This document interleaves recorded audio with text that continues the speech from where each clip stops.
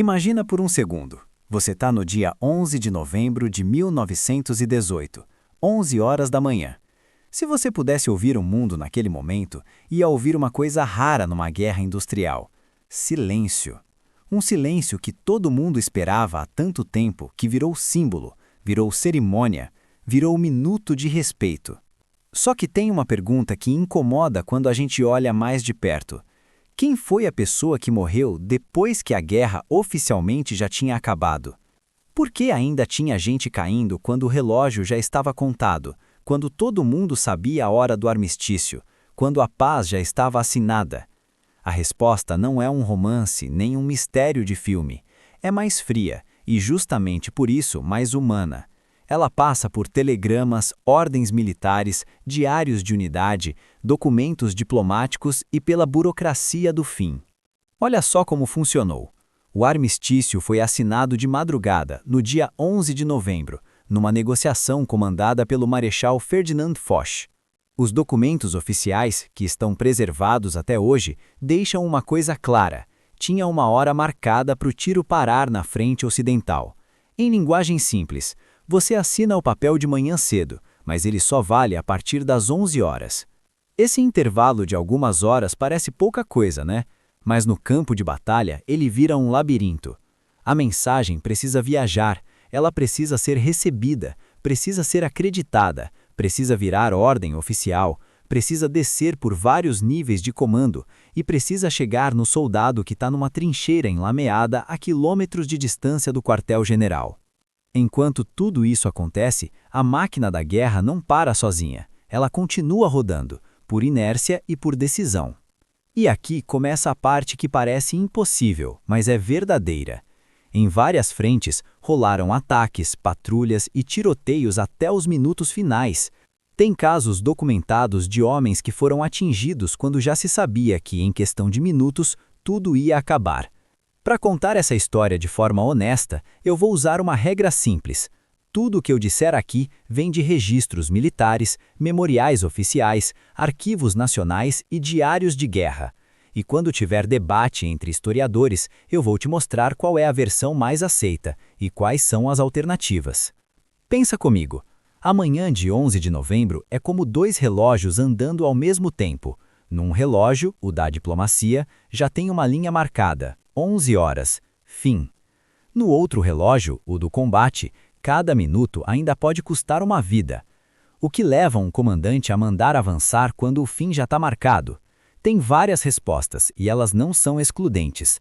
Às vezes é desconfiança. Será que é verdade mesmo? Às vezes é estratégia, ocupar uma posição melhor antes da mesa de negociação. Às vezes é inércia, operações que já tinham sido planejadas na véspera, artilharia já ajustada, pontes para cruzar, ordens que já tinham saído. Às vezes é orgulho, às vezes é medo de que o inimigo use aquelas horas para recuar de forma organizada, destruir equipamento, salvar canhões. E às vezes é algo pior: a ideia de que se ainda tem tempo legal de combate, então o custo humano ainda é aceitável. É aqui que a burocracia encontra o sangue. Para você ver isso com clareza, vale a pena acompanhar 4 histórias paralelas, cada uma apoiada em registros de unidade e memória oficial, e depois voltar à pergunta inicial: quem morreu depois da guerra? Na Bélgica, perto de Mons, tem um cemitério militar chamado Saint-Symphorien. Ali estão enterrados, de um jeito quase simbólico, 2 nomes que representam o começo e o fim para os britânicos. Um deles morreu no início do conflito, o outro é sempre citado como o último britânico morto em combate: George Edwin Ellison. Os registros oficiais e as associações de memória militar dizem que ele morreu na manhã de 11 de novembro, por volta das 9h30, em patrulha, atingido por fogo inimigo. Essa informação aparece consolidada em instituições como a Commonwealth War Graves Commission, que é quem mantém os registros de mortos e locais de sepultamento, e em textos de centros de pesquisa sobre o fronte ocidental. O importante aqui não é brigar por quem foi o último dos últimos. O importante é o cenário. Mesmo com o armistício encaminhado e a hora marcada se aproximando, as unidades ainda se moviam, ainda patrulhavam, ainda buscavam contato. E patrulha, em terreno contestado, é como jogar na loteria da morte. Um atirador, um disparo, um corpo no chão, horas antes do silêncio. Do lado canadense, a documentação de memória e os registros de sepultamento são ainda mais específicos com um nome: George Lawrence Price, do Canadian Expeditionary Force. O registro público da CWGC mostra a data da morte como 11 de novembro de 1918.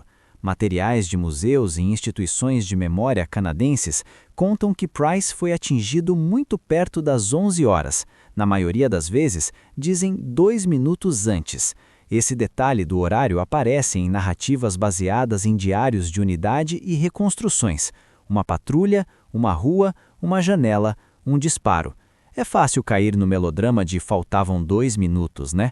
Mas o que esse número realmente revela é outra coisa.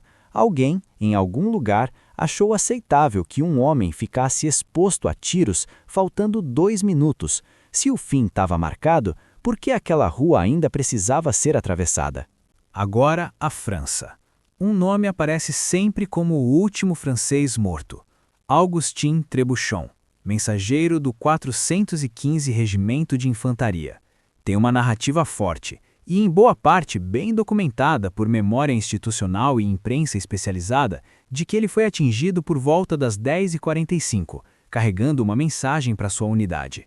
Aqui tem um ponto que os historiadores discutem: a forma como os exércitos registraram as mortes no papel.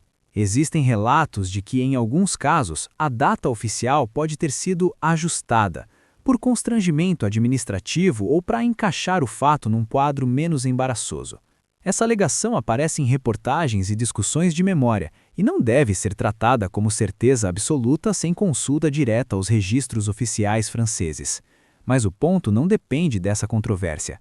O que é amplamente aceito é que Trebuchon morreu na manhã do dia 11, a minutos do armistício, em combate real, e que ele era mensageiro justamente porque guerra depende de ordem circulando: ordem para atacar, ordem para segurar, ordem para avisar que a comida ia chegar e, ironicamente, ordem para informar que a guerra ia acabar. A mensagem que mata e a mensagem que salva passam pelo mesmo corpo, o do homem correndo entre os tiros. Agora, os Estados Unidos. Aqui entra a pergunta que você talvez já tenha ouvido em alguma lista de curiosidades. O último soldado morto na Primeira Guerra foi um americano?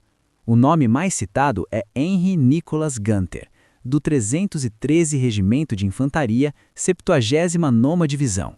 E nesse caso tem um esforço explícito de arquivo. O National Archives and Records Administration, o NARA, publicou um texto sobre os registros que esclarecem o caso, amarrando tudo à documentação oficial preservada.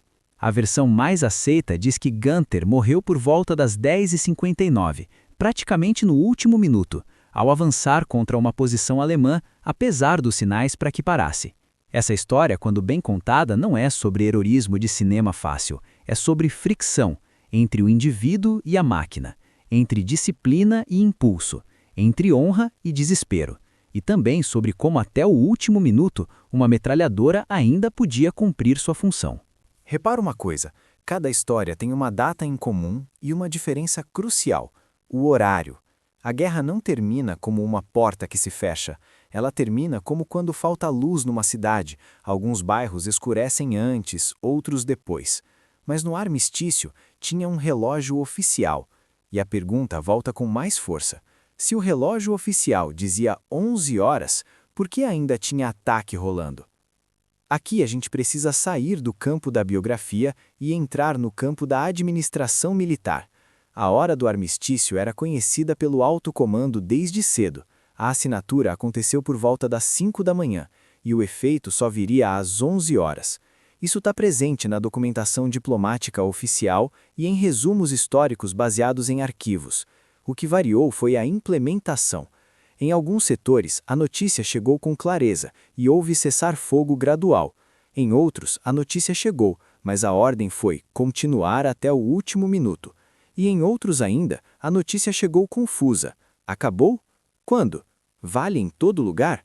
O fronte era longo, os canais de comunicação eram limitados e a guerra já tinha anos de costume. Qualquer boato podia ser armadilha. Mas tem uma realidade dura que aparece nos estudos históricos sobre aquele dia. Em alguns pontos, houve ofensivas deliberadas nas horas finais, e isso virou debate ético depois. Tem relatos, em diários de unidade e memórias, de homens que sabiam que o armistício ia entrar em vigor e mesmo assim receberam ordem de avançar. A justificativa podia ser garantir a travessia, limpar a margem, tomar a vila, endireitar a linha. Na linguagem do Estado-Maior, tudo parece racional. Na lama, vira pergunta: por que eu?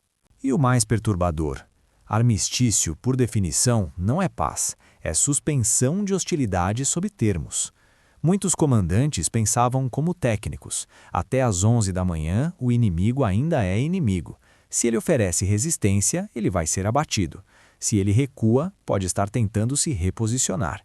Essa mentalidade, somada ao orgulho e ao cálculo territorial, cria um cenário em que as últimas horas viram corrida por metros e por narrativas.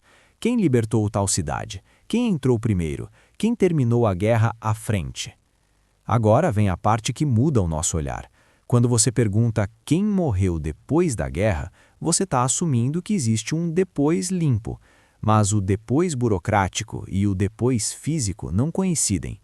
No papel, o fim é 11 da manhã. No corpo, o fim é quando a bala para. E tem um terceiro depois, o da papelada de baixas, das notificações às famílias, dos memoriais, das comissões que tentam explicar por que alguém morreu a 10 minutos do silêncio. Aqui tem uma diferença importante entre o que dá para afirmar e o que precisa ser dito com cuidado. É comum ver a frase Henry Gunter foi o último soldado morto na Primeira Guerra Mundial. Isso é possível, mas não é incontestável no sentido absoluto, porque último depende de escopo. Último americano, último na frente ocidental, último de todas as frentes, último em combate. E ainda tem o problema dos horários registrados, relógios diferentes, fusos horários, confusão no fronte, relatórios preenchidos depois e a própria névoa da guerra. O que é forte e bem apoiado por registros é que houve mortes confirmadas muito perto das 11 da manhã em 11 de 11 de 1918 e que essas mortes aconteceram num contexto em que o armistício já estava assinado e com hora marcada. Isso já basta para a pergunta moral. Então vamos ao clímax. Imagina o último minuto. Em algum lugar, um soldado olha para o relógio ou tenta imaginar o tempo sem relógio, guiado por boatos e gritos. Em outro lugar, um oficial pensa num mapa. Mais uma colina, mais uma ponte. Em outro, um mensageiro corre. Em outro, um atirador está de olho numa janela. E no meio disso tudo, o mundo civil já está se preparando para comemorar. As pessoas vão dizer mais tarde que às 11 horas tudo parou. Só que para alguém, às 11 horas já era tarde demais. Se você quer entender o que a burocracia faz com a vida humana, esse é o laboratório perfeito. O armistício tinha hora, mas a guerra tinha hábitos. O armistício tinha assinaturas, mas o fronte tinha ruído. O armistício tinha termos, mas o soldado tinha medo.